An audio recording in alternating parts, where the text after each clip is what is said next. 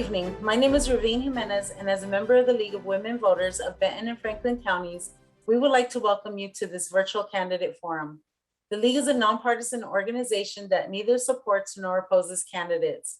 In presenting these forums, it is our goal to provide opportunities for voters to become better informed about the people who are running for public office. The candidate forums have been pre-recorded in conjunction with Northwest Public Broadcasting. The candidate forums will also be available for viewing through additional partners, such as on the Mid-Columbia Badger Club website and on the cities of Richland and Pasco's websites and TV channels for the prospective races, as well as the League's Facebook page and website. The current local races are all nonpartisan positions. At this time, I would like to introduce our moderator, Matt Lovelace from Murrow College of Communications, WSU Pullman. Please join us in welcoming Matt. Well, on behalf of Northwest Public Broadcasting, thank you for joining us tonight. I am Matt Lovelace, your moderator and scholarly assistant professor at the Murrow College at Washington State University. Tonight and all week, we'll discuss issues with candidates for more than 24 city races in Benton and Franklin counties. And since we have so many candidates to hear from over these 5 days, each of these debates we'll move along very quickly with questions submitted by the League of Women Voters of Benton and Franklin counties. We've condensed 5 races into 3 debates tonight, and we will explain how that will work as we go. Responses to questions are set at either 90 or 60 seconds. An equal amount of time will be given to each candidate on a particular question. And our first response, as usual, goes to the person who appears first on the ballot. I do reserve the right to stop candidates once their time limit is over, and of course fairly adjust response times to fit within this TV program. Our candidates are aware of these ground rules.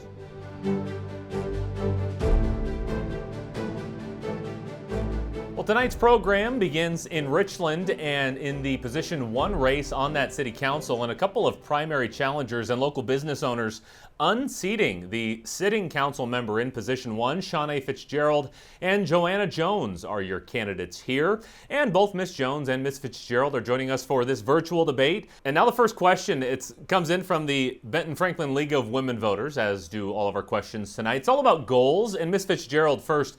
What's your biggest goal in running for this position and why? We'll set this first timer at 90 seconds. My biggest goal for running for city council is to complete the mission that I have as a community advocacy. I have been awarded for my community service, and mainly what I do is help people who are struggling or people who are in need, and to help create the city of Richland and Tri-Cities in a whole to become more economically stable and to develop those who are struggling to get their livelihood to the quality that they deserve. So I am looking forward to collaborating with our city, collaborating with other leaders and stakeholders to help make those individuals who live in Richland dreams come true. All right, thank you very much, Ms. Fitzgerald. And Ms. Jones, same question to you. What are your biggest goals in running for this position and why? Biggest goals for running. So the main reason why I decided to run for city council was because of streets. Really, I live in Cherrywood States, and to come into our neighborhood, there is no center lane, there is no stoplight. And when we called the city of Richland to ask for the stoplight or the center lane, we were told we were not big enough for the light. And so what I took is, and the city thinks that the city residents' lives is not worth as much as the infrastructure that is required. And so to me, that kind of raised a really red flag and say, okay, I have to go and do something about it, because if I can't be just me, the one with the same issue. When I knocked on doors and I did this, my goal is 15,000. I talked to a lot of people that are having the same issue. We're all on the same page. We are not taking care of the infrastructure that we have. And to me, that is a major concern. We can keep building, but we must maintain what we already have. And the life and the safety of our residents should be very important to me. That is the main reason why I'm running: streets, safety. All right, well, thank you very much. And moving on to question number 2, we're getting a feel for your thoughts on COVID-19 policies.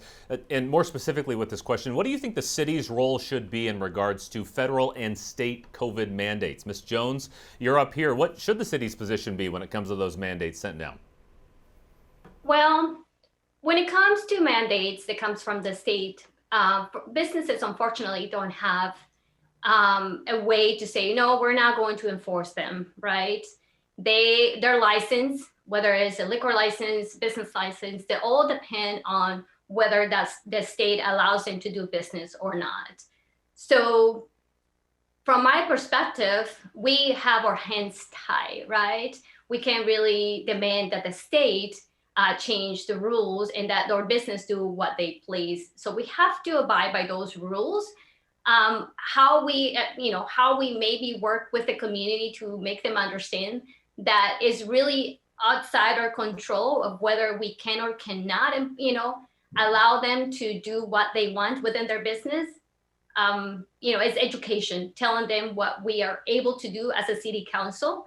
And unfortunately, when it comes to enforcing the mandate, we can only just let them do that on their own. Thank you very much, Ms. Jones. And Ms. Fitzgerald, same question. And of course, the context here is that some communities may see a little bit more pushback when it comes to federal and state mandates. What do you think in regards to that? Well, as a state commissioner myself, I do recognize that when policies are in place that, that our local government should follow those rules, and it is up to them to inform the community and the citizens of those rules. And we are supposed to abide by those rules, because without that, then there are other consequences that some of the businesses in our area did suffer some fines, and some of them got their license revoked. So what we want to do is make sure that we are not giving out misinformation and disinformation. And I have the opportunity to work with our Department of Health to make sure that we are getting information and right information out to the communities, especially communities that are at risk, to make sure that they are getting information that will help them to not only navigate, what they need to do to maintain their businesses, to keep their doors open and without violating the laws. And also as community citizens, what we can do to protect ourselves from the disease, and also to make sure that we are in compliance with the rules when it comes to vaccination, especially now that they're rolling out vaccines from ages 5 to 11, which are just updated. So I just want to make sure that our community are aware of those changes as they occur. And I have spent numerous hours just informing our community of opportunities and services, and also where they can go and get vaccinated. Well, thank you very much. And now we'll move on to question number 3, and that actually gets us away from talking about COVID, expressly so here, and we'll still be at 90 seconds apiece for responses. And Ms. Fitzgerald, the hope is certainly that we can get past this pandemic and back to regular business at some point. So excluding COVID, what do you think is the most controversial issue facing the city if you're elected, and why? I think right now, the most controversial issue right now is the fact that we are in need of lots of improvements in our housing and also with our community support facilities. We are now looking to figure out where those funds will come from. Will it be in raising taxes on our transportation? Will it come from just getting government funding and getting the support that we need from our state? Will it come from us taking money from other areas of our budget to pay for those mental health and substance abuse citizens that we know we have an overflow of? And also just making sure that we are zoning and giving enough land for zoning, and not just for luxury ideas, but also for our average citizen who are working every day to take care of their children, making sure that that gap of income and basically an affordable place to live is met, and that we are servicing our citizens that live right here with their basic needs. So just making sure adequate funding, and we're leveraging some of those community grants and some of the support services from SERVE and other community block development grants that we can get to help maintain our bandwidth and our telecommunication for our north and south parts of Richland. Those are the main issues that I foresee that needs to be dealt with. All right, thank you very much, Ms. Fitzgerald. And Ms. Jones, same question as we exclude COVID from this particular response. What do you think is the most controversial issue facing the city? From my perspective, some of the issues that the city has and that they need to address are related to how we when I listen to the city councils, the majority of the decisions that are made on, each meeting is mostly related to real estate and zoning and how the city is permitting or not permitting builders and developers to come in and do as they please. So I think, to me, and for a lot of residents that live here, making sure that we are really taking care of the people that we have currently here is very important.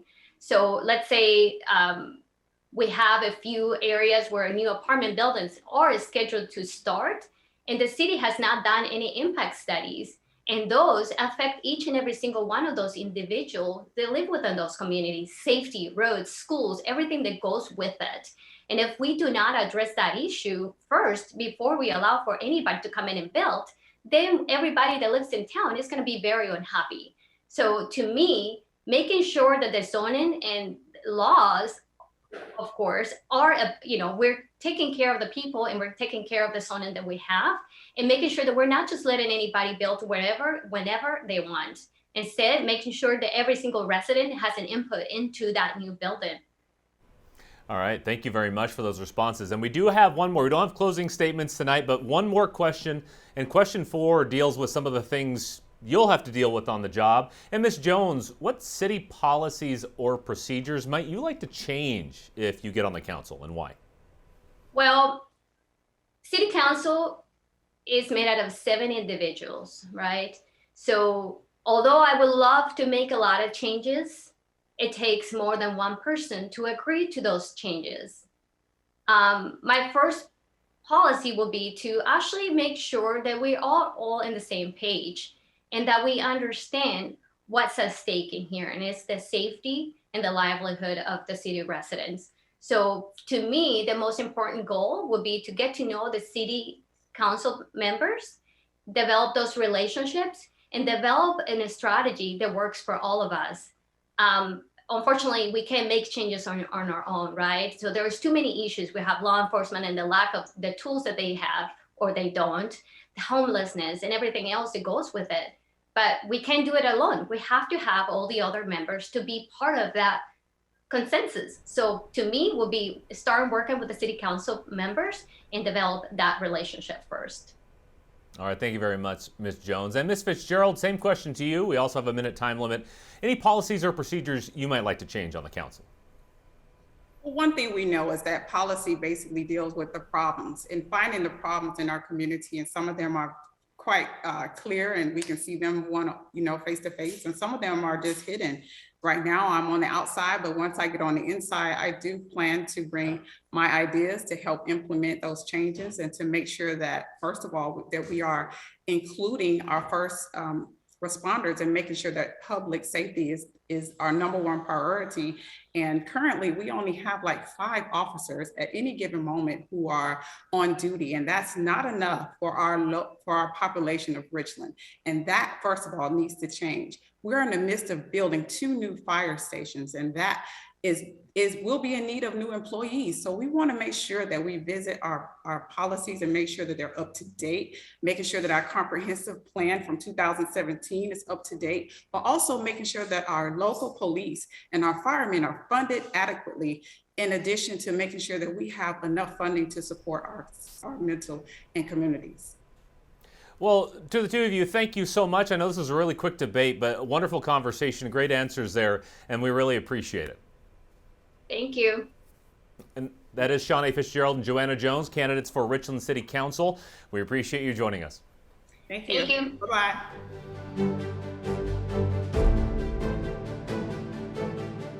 And here on Richland City Council night, we're going to start by talking with candidates from the Position 2 race. Now, before we introduce them, I want to remind our viewers, the League of Women Voters did reach out to candidates for every contested race. Not everybody, of course, could make it for these events. We had planned to also talk about the Position 3 race between Larry Stanley and Mayor Pro Tem incumbent Sandra Kent. Now, Mr. Stanley could not be on the program tonight. Ms. Kent was available but did not want to participate without her opponent there. We did offer to include her in the upcoming debate, but she declined, so we will not have coverage of Position 3. We do, however, have both candidates for the position 2 seat. The incumbent council member for position 2, Marianne Boring, will face a challenger in Teresa Richardson. And hopefully we've made some sense of that. Ms. Boring, Ms. Richardson, thanks a lot for being here tonight. And why that long explanation? Well, we had dedicated some more time in this hour to accommodate more people. So instead, for position 3, we'll just have more questions. We have 8 total, and we'll rotate with who gets to go first. And Ms. Richardson is first up. 90 seconds for a response time to start. I'll be sure to let you know how much time you do have. And Ms. Richardson, starting with you, what's your biggest goal in running for the City Council and why? I think my biggest goal in running is to bring a collaborative work environment, a professionalism. I will listen to people. I will work hard. I care a lot about the quality of life in Richland, and will work hard to represent the residents and the business community. All right, thank you very much. And Ms. Boring, moving on, that question to you. I want to remind you can use all the time if you'd like, but what's your biggest goal when it comes to running for the City Council, and why are you here? I'm here because I want to continue down the path that I had started many years ago with Planning Commission and now on City Council. I want to keep Richland a very, very safe, vibrant, thriving community, and just keep it desirable for all residents and businesses that are existing here, and to attract new businesses and residents here, just to make sure that we're all inclusive, it's safe, it's friendly, and just really keep building on those strengths and shoring up some of those weaknesses that we have currently as of today. All right, wonderful. Thank you very much. And we'll move on to question 2. And as I said, we would alternate this. So Ms. Boring first. The question is, what should the City Council's position be regarding federal and state COVID mandates? Certainly a topic of interest right now. The city should, in my opinion, follow whatever state and federal mandates that are being handed down to us. I think we have a duty to our state and our federal government to uphold those laws and uphold those rules, and just do what we can to promote consistency, safety, and the overall health of our citizens in our community. I do think that they have our best interest at heart. I know that there's been some pushback and some negativity on that, but I do really feel that they are following the science, and I am supportive of that. All right, thank you very much, Ms. Richardson. Same question to you. Ms. Boring hinted at that pushback, and obviously this question sort of to get a gauge of where you stand on that. How much pushback should a community give as you sort of deal with your own issues at a local level? Well, the COVID mandate is a hot issue right now, and I have now canvassed over 5,500 homes, and that's often discussed as a concern. I'm hearing quite a spectrum of people and their risks, and I think that the science is fluid on it as we are discovering it and trying to deal with it. So it's a serious thing, and I am concerned when the government will step in and mandate something that is not in their purview, I believe. I do believe in following laws, but the mandates seem to be an overreach. And the reason why I say that is that we've got neighbors who have done everything right. 2 neighbors, in fact, that took the vaccine.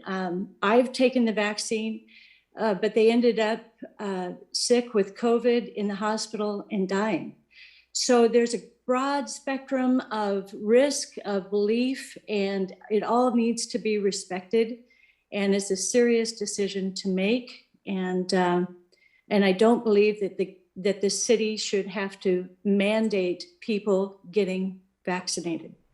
All right, thank you very much for those responses. And question 3, digging into issues beyond COVID. And I promise we will talk about topics besides COVID-19 tonight. And really, this first one is sort of broad, and the issue is up to you. So Ms. Richardson, up here first again, and we'll do 90 seconds as well. Excluding COVID, what do you think is the most controversial issue, or maybe the most important issue that you would face on the council if you're elected, and why? Well, the number one issue of the people that I have visited with in the city, and it's kind of surprising to me that this would be their number one concern, but it's homelessness.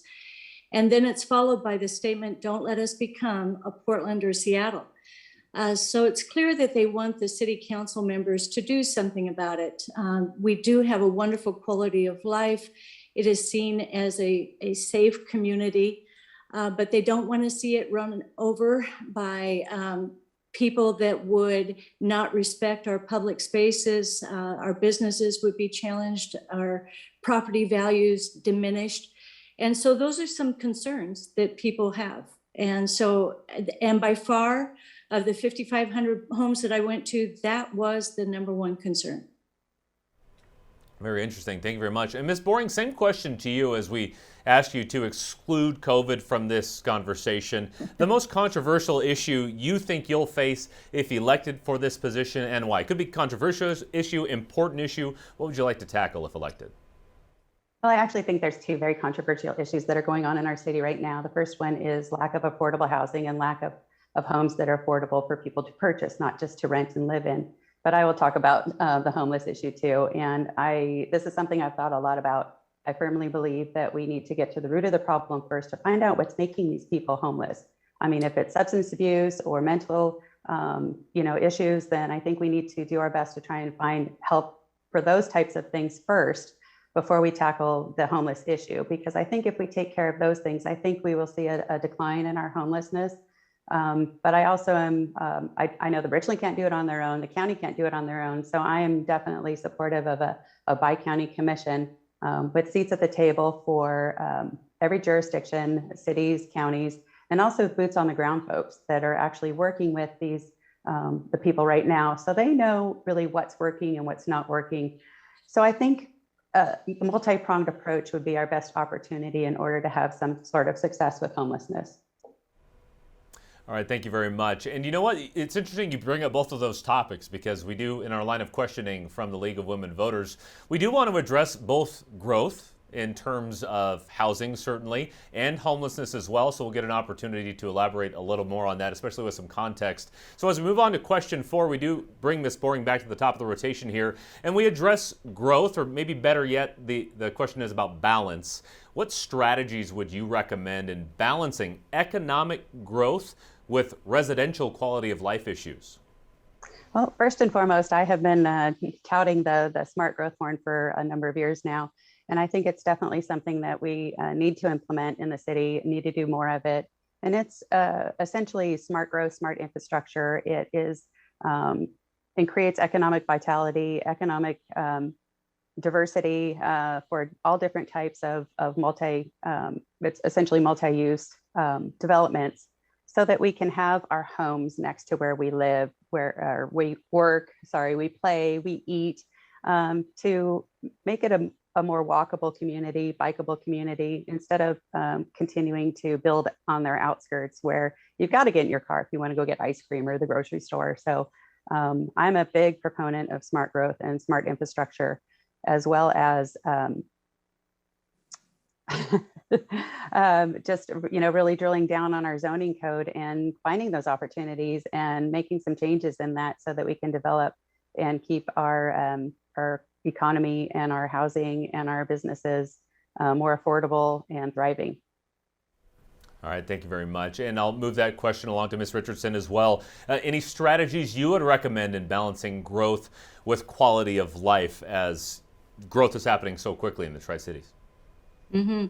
It really is. And I've had a personal experience of living in one of the most densely populated countries in the world, the Netherlands, for 5 years. And I saw how it was balancing quality of life and smart growth. And so there's some good opportunities there, especially when you look at the central area of Richland. The other growth factor that I think is pretty exciting and on the horizon here is thinking about small nuclear reactors being manufactured here in Richland. I think that it's an opportunity that would put us on the map, would provide some great jobs. I know that the city is now working on the infrastructure needed for that to happen. But I would love to see us work really hard, because I'm sure it would be competitive with other jurisdictions. And so I would like to see Richland working really hard to be attractive for that kind of growth. All right, wonderful. Thank you so much. And as I mentioned, we'll kind of segue into a topic both of you discussed when I asked you to talk about the most controversial non-COVID issues. And of course, that topic is homelessness. And I want to bring in a little context here because there was a letter to the editor in the Tri-City Herald that described a homeless man apparently residing in Howard Ammon Park close to a play area for some kids. So the question is, what would you recommend to reduce homelessness in Richland while also protecting safety, and I mean both real and perceived safety of the people who live around there? And Ms. Richardson, you get to go first for this one.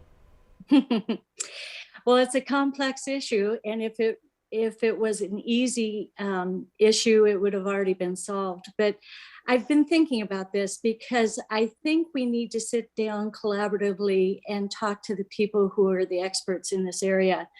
The top one that comes to my mind is Union Gospel Mission.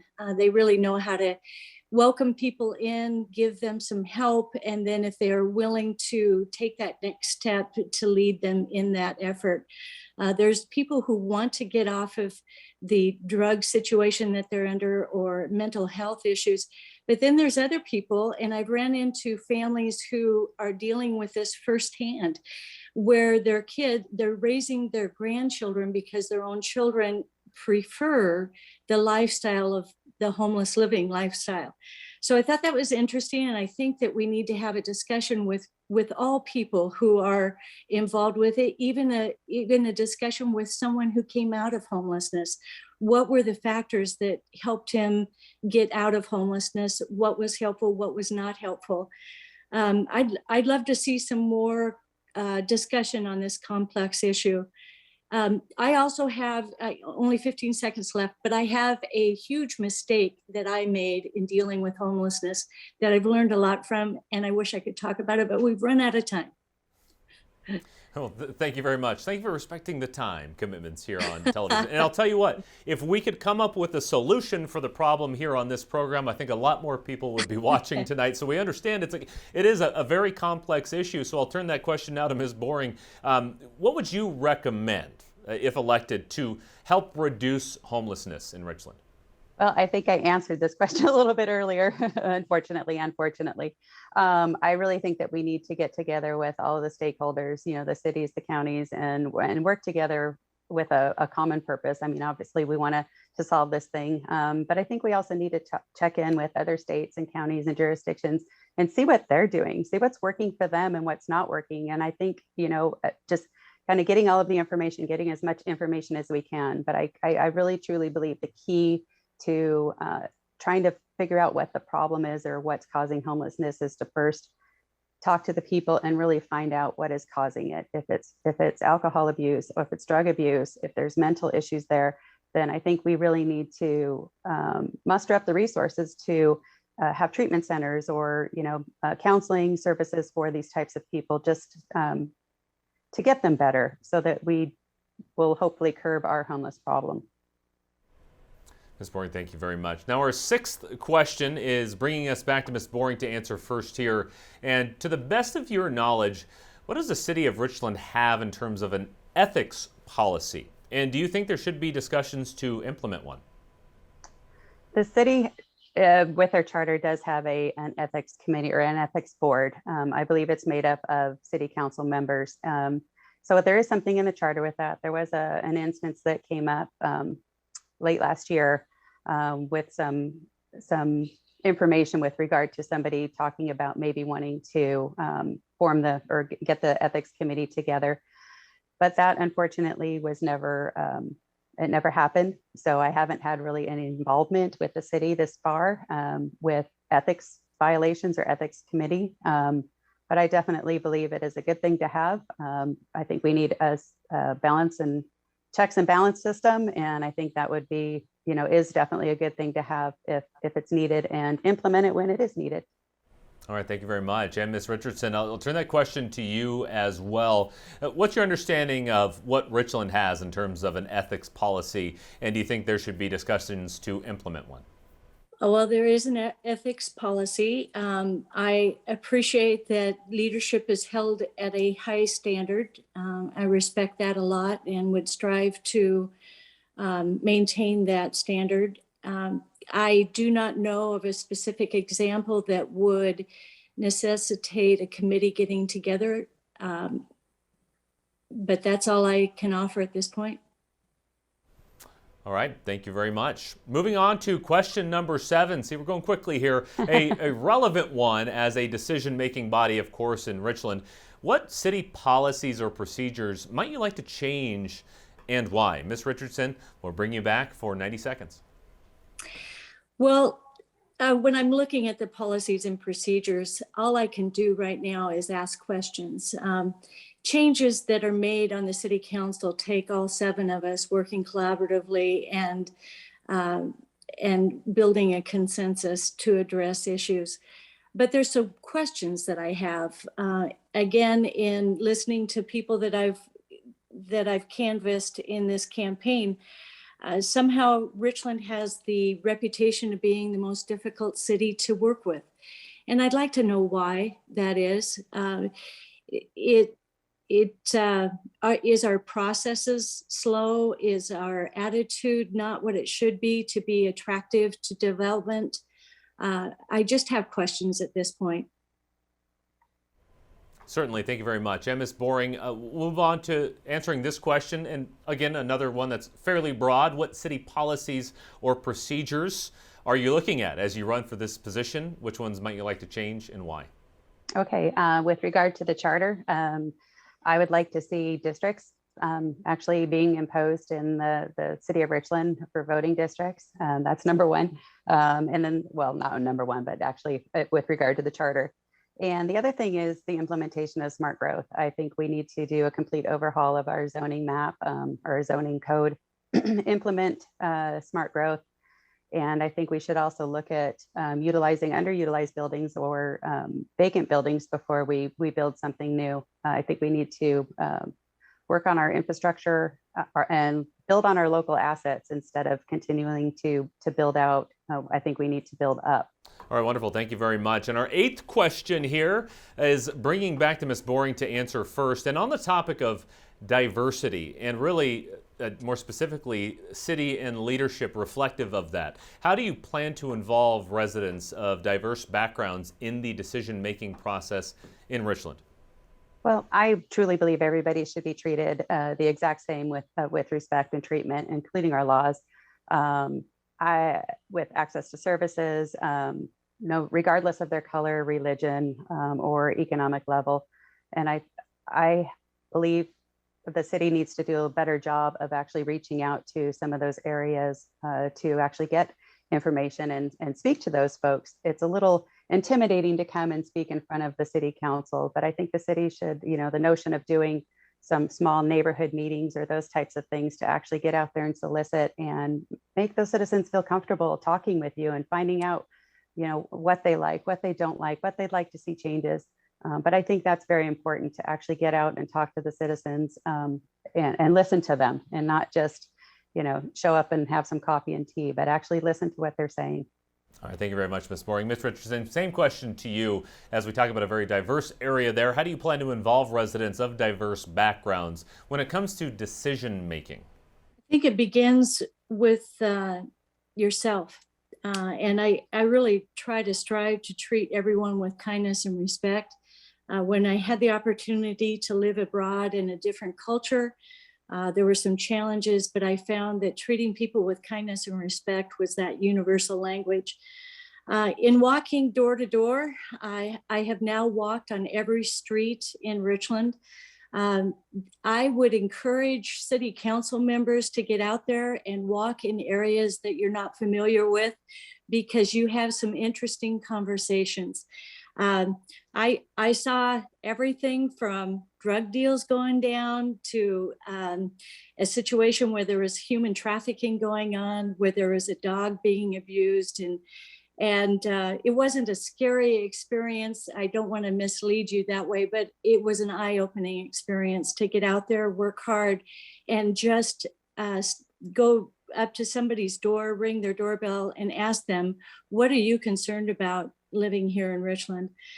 So that's what I would encourage on the city council. All right, Ms. Richardson, thank you very much. Now, I'll tell you both, we went so efficiently through this, we do have a little bit of extra time in the program, so what I'm going to do is I'm going to open up a window for some closing statements. I know we've touched on a number of topics, economy, growth, COVID, things like that. I'm going to leave the next 90 seconds up to you, so we'll go back to Ms. Richardson first. 90 seconds for a closing statement. Okay, so I was going to tell you a story, and it just it just tells you a little bit about myself. I was a 10-year CEO of Habitat for Humanity. We had a homeless man come up to me who just said, I want to work, just give me a job. So we put him around to help us unload the trucks. And being a Christian person, I thought it was the right thing to be doing. He was freakishly strong. He was there for months and months. Staff was really concerned. We had patrons that didn't want to come in because it got to be smelling pretty badly, to tell you the truth. And then there was a time where he was arrested, and he didn't have any idea. He had a story for it, but he was arrested. And then it was revealed this man was a convicted felon rapist. And I felt so badly because I had seen a problem, homelessness, tried to deal with it. Sometimes when helping hurts, this is an example of that. And so I had to just really admit to my staff that I had made the wrong decision because I didn't consult with the people who know more than I do about dealing with homelessness. So whether it's that issue or something else, I think my style is working collaboratively, seeking advice from people who know more than I do. So maybe that's my closing statement. Wonderful. Thank you very much, Ms. Richardson. Ms. Boring, same to you. 90 seconds, a closing statement, any topic you'd like to finish on. Okay. Well, I was raised, my parents raised 3 daughters, so I have no brothers, but, and they raised us with a very strong work ethic and an even stronger need to give back and contribute where we are needed or where we are wanted. And that's what I've been doing my entire life. Everybody knows that they can call on me at the last minute and I will show up and I will help. I will drop things just if there's a need that I can fill to help them out.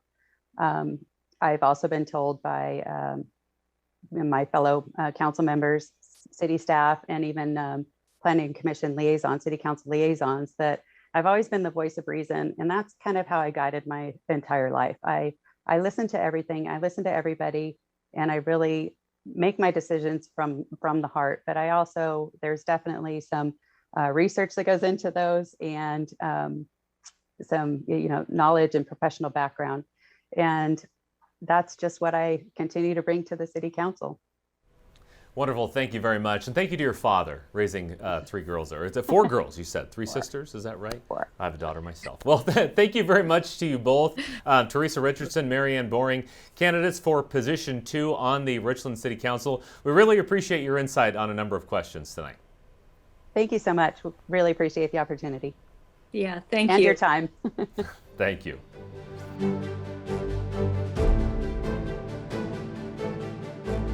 Our next segment will combine a pair of city council races in Richland. One of the candidates in each of the position 4 and position 7 races were unavailable tonight, but the candidates who could not make it did send in statements. We will get to those in a moment, but first let's set this up. In position 4, it's incumbent Mayor Ryan Luxon against challenger Ginger Wireman, and in position 7, we'll meet challenger Kurt Meyer, who's up against the incumbent in that seat, Michael Alvarez.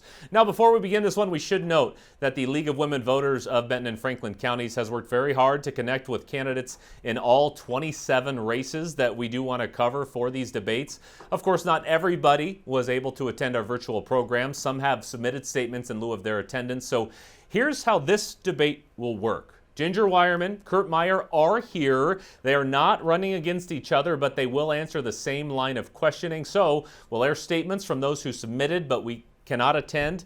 We'll hear near the beginning of this program. All right, so after all that, let's welcome them in, starting with position 4. Ms. Wireman joining me here virtually tonight. Thank you so much for connecting.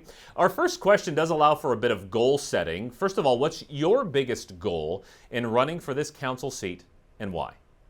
Well, I would say, first of all, depending on what's going on with COVID, I would try to set a little bit more serious tone about it than the city has to date. Hopefully we're done and this is the last wave.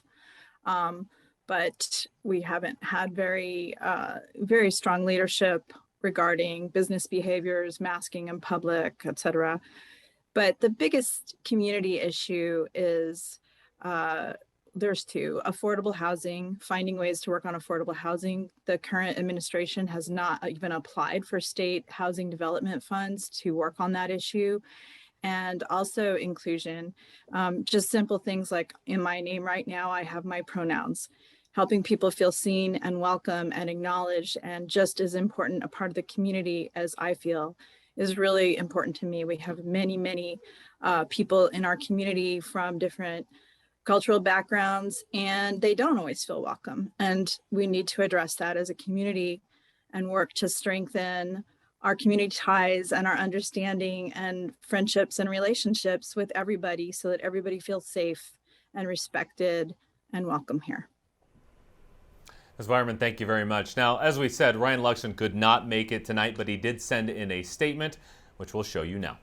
I want to start off by thanking the League of Women Voters for putting on this event and apologizing for not being in attendance at tonight's forum. I had a previously scheduled medical procedure for today that I was unable to reschedule. It has been my pleasure to serve on the Richland City Council since 2018 and as Richland's mayor since 2020. Our city has faced unprecedented challenges in the last several years in response to the global pandemic. I'm proud to have helped lead the effort, advocating for our city and region to safely reopen our community as soon as possible. We have achieved so much as a city in the last 4 years, and our resiliency has never been more apparent.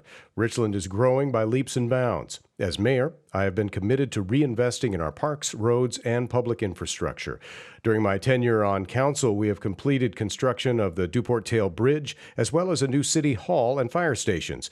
These investments will serve our community for generations to come. Going forward, I am excited about the revitalization efforts we have undertaken through targeted downtown investments. I'm committed to continuing to invest in our downtown and make it the jewel of our region. I want to thank everyone for attending tonight's forum, and I'm asking for your vote to continue the progress we have made as a city in the last 4 years. Once again, that was the prepared statement of Ryan Luxon in the position 4 race for Richland City Council. And we'll do the same here for position 7, where right now I'm joined by Kurt Meyer. Mr. Meyer, thank you for being here. We don't technically have opening statements, but there is a chance to learn a bit about what you would do if you get on the Richland City Council. So what's your biggest goal in running for this position and why? Well, my biggest goal is to spur action. The city's had several strategic plans going back over the years. Some of them you can check out in our public library if you'd like to walk down memory lane. And not all of them shaped up to have the action needed to implement. And there are a whole bunch of recurring themes that happen with our city council that I think we can hit with one fell swoop. And so when I talk about action, the biggest action I'm talking about is fixing the code. Our city code is outdated in a lot of places. It's inconsistent both with itself in some places and with the codes of surrounding cities. And so this places a burden not only on the populace to try to understand what the law is, but also on the business community, because it's difficult to navigate things like parking minimums when those parking minimums don't make a whole lot of sense in the 6,000 words our code uses to describe them and aren't consistent with the parking minimums in cities right across the street from us. So I'd like to see the council focus on taking strong action, getting professional assistance to do this job right, and to prepare ourselves to achieve the strategic plans that our city has laid out for us. Mr. Meyer, thank you very much, and thanks for joining us. Now, again, Mr. Meyer's opponent, Michael Alvarez, the incumbent, could not attend this debate, but he did submit a statement, which we will have read right now. Michael Alvarez extends his apologies for not being able to make this forum due to previous travel plans. Michael is a veteran of the United States Marine Corps. Michael continues to serve his country and community under the Department of Homeland Security as an active member of the U.S. Coast Guard Auxiliary. Michael has been a local business owner of a financial company for almost 3 decades here in the Tri-Cities. Michael Alvarez is proudly endorsed by our Richland firefighters, professional organizations, several trade unions, community leaders, and supported by thousands of Richland residents. One of his many campaign promises Michael completed is the following. The previous city council approved a 20-year term to pay off the Duport Tail Bridge. He worked to get the bridge paid off in 4 years, saving Richland taxpayers 16 years of payments on the bridge. Michael's next goal is to reduce emergency response times in Richland for fire and EMT services. Michael believes this is a very important issue in cases where cardiac arrest and other life-threatening issues require quick response times for better outcomes. Michael Alvarez is your current Richland City Councilman, and he is asking for your vote again on Election Day. Thank you. And that was Michael Alvarez running for position 7. And now that we're done with the first round of introductions, we are going to have Mr. Meyer and Ms. Wireman continue this debate together. A reminder, they're not running against each other in the race, but the line of questioning from the League of Women Voters of Benton and Franklin counties is the same for our Richland Council candidates. So let's move on with question number 2, and we will begin with Mr. Meyer this time. What should the city's position be regarding federal and state COVID mandates? Well, the COVID mandates that we've seen so far actually give a lot of empowerment to local health agencies.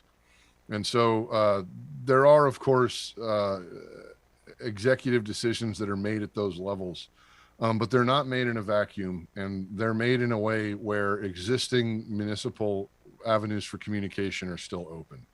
And so, we have the Benton-Franklin Health District. They're the experts that we are privileged to have serving our people in times of emergency like this. And we need to make sure that the actions taken by local governments need to be in concert with each other and with the advice of the Benton-Franklin Health District. And then if there are issues or complaints or concerns about executive decisions taken at other levels, we need to use existing communications channels to bring up those concerns. And those communications channels can include strident open letters and angry social media posts, but I have a feeling that there are more productive government channels that can be deployed to make the opinions of the local population known and counted at those higher levels of government. Thank you, Mr. Meyer. Ms. Wireman, same question to you as we see a lot of varying degrees of response from the municipal level. So what should a city's position be regarding federal and state COVID mandates as it relates to Richland? Well, I think that the federal and state people who are helping design those mandates are medical professionals and epidemiologists. It's not done in a vacuum, as Kurt mentioned. And the fact is that Washington has been a leader and had far, far fewer deaths than other states and far fewer cases. So while some people around here don't like it, we have saved lives in Washington with the stringent measures that the state has imposed. Unfortunately, because of our lack in leadership locally and poor examples from our cities and kowtowing to complaining business owners, we've seen up to 2.5 times the rate here that was seen in the Puget Sound region, which is much more populated, and that's just embarrassing.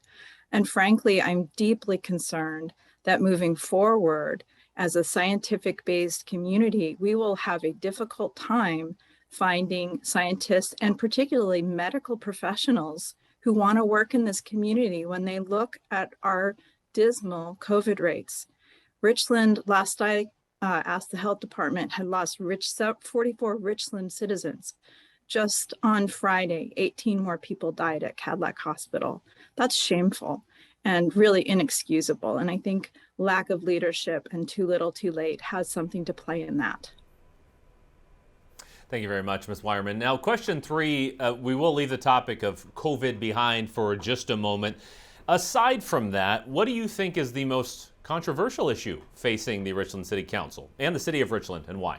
I think the most controversial issue, and probably the public doesn't really think about it, is actually sprawl. I think the city has really not focused on downtown. They've done plans, as Kurt has mentioned, that then sit on the shelf and they don't carry them out. And instead, we just keep sprawling in both directions.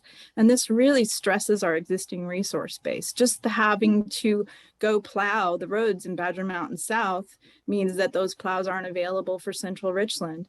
And if we were instead focusing on working with the state to get housing funds and working with developers to repurpose vacant and or underused properties, which we have many of in Central Richland, perhaps we could have more affordable housing and it could be centrally located instead of stretching our resources to the max, including not having adequate fire protection at Badger Mountain South because we've sprawled so much and we don't have any fire service out there. It takes more than 10 minutes to respond. So these are pretty serious concerns.